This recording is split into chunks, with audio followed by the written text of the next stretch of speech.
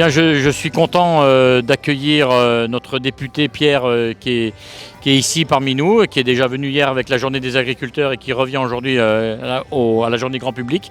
Et puis Gilles Maréchal, notre directeur d'Agri Demain.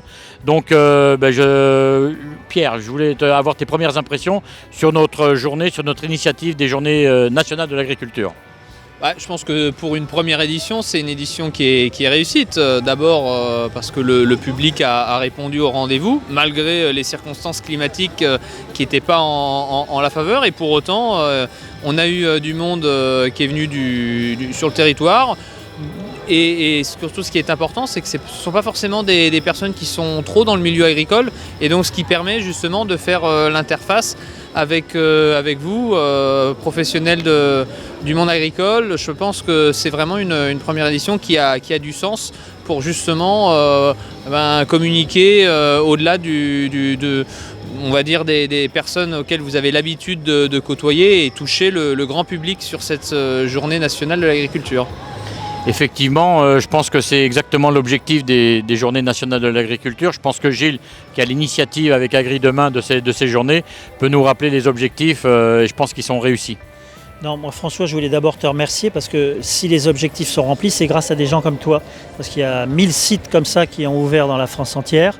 Tu as montré l'écosystème vendéen. Je crois que voilà, ça a été dit. Il y a à peu près tous les publics qui sont venus, toutes les filières aussi.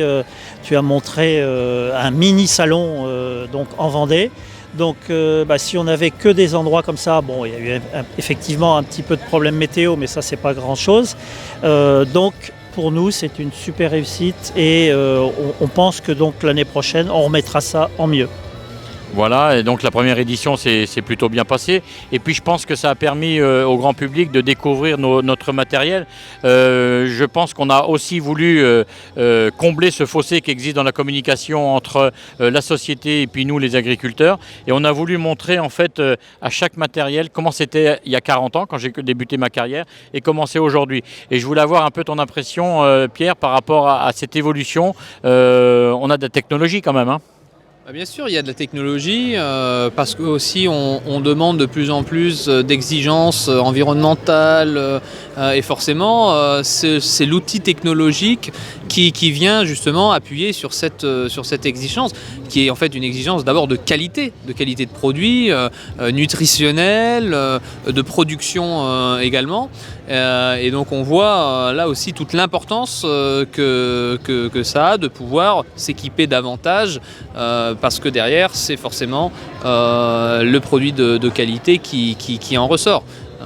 Et d'ailleurs on voit la technologie de ces dernières années qui a très rapidement évolué. La technologie GPS d'abord, et puis évidemment depuis l'entrée de l'électronique dans les équipements agricoles. Pour vous, je suppose que c'est aussi un vrai confort aussi de travail. Parce que c'est important de pouvoir accentuer le confort de travail. François, tu peux nous montrer un peu, alors là tu as un semoir, c'est ça ? Donc là on a un semoir céréales ici qui est donc dernier cri, qui nous permet en fait de semer en modulant les doses en fonction de l'endroit là où on est. C'est-à-dire que je peux mettre des quantités de semences différentes de par la cartographie que je fais et de la connaissance de mes sols. C'est-à-dire que dans des endroits, je vais pouvoir mettre 100, à des endroits 120%, à des endroits 80%, ce qui est en liaison directe avec le potentiel des sols. Donc ça, c'est une première chose. Et ça me permet aussi donc de mettre des doses différentes et surtout aussi avec le GPS, de ne pas ressemer 2 fois dans le même endroit, dans les champs où on est un peu en pointe. Eh bien, il y a des coupures automatiques, comme le semoir à maïs aussi derrière, qui est un semoir électrique, dernier cri, qui est exactement qui a ces mêmes performances. Et puis tu m'interrogeais on parlait de précision et puis de préservation de l'environnement et des sols. Notre dernier outil qui vient d'arriver, donc c'est l'outil de pulvérisation des. Un beau bébé John Deere. C'est un beau bébé John Deere effectivement. Qui est dernier cri, donc avec des rampes à carbone. C'est aussi pour ça que je tenais à ce que Arnaud Boissière soit là, parce qu'on a vraiment un parallèle à faire avec les matériels qu'utilisent nos amis les sportifs. Donc ça, c'est les foils qu'ils utilisent sur les bateaux, c'est les feuilles de l'agriculteur. C'est exactement ça. Donc ils ne nous permettent pas forcément d'aller plus vite, quoique, parce qu'ils sont plus légers. Donc ça nous permet déjà de moins piétiner les terrains et de moins tasser les terrains.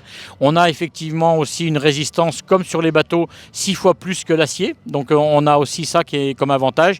Et puis ce dernier cri de matériel, en fait, peut couper buse à buse, c'est-à-dire que tous les 50 cm, je peux vraiment mettre la bonne dose au bon endroit. Et j'espère que d'ici peu de temps, on va pouvoir l'équiper de caméras qui va détecter en fait la mauvaise herbe et qui appliquera le produit que là où il y a de la mauvaise herbe.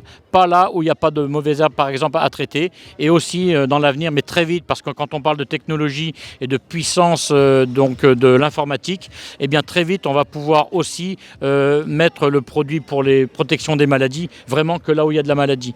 Donc voilà, on suit l'évolution parce qu'on est obligé, et avant tout, comme disait Pierre, on a aussi notre souci de protéger notre outil de travail, qui est le sol. Les 18, 19 et 20 juin, participez aux Journées nationales de l'agriculture. 3 jours de visite et d'animation pour découvrir notre patrimoine agricole. Tout le programme sur journéeagriculture.fr.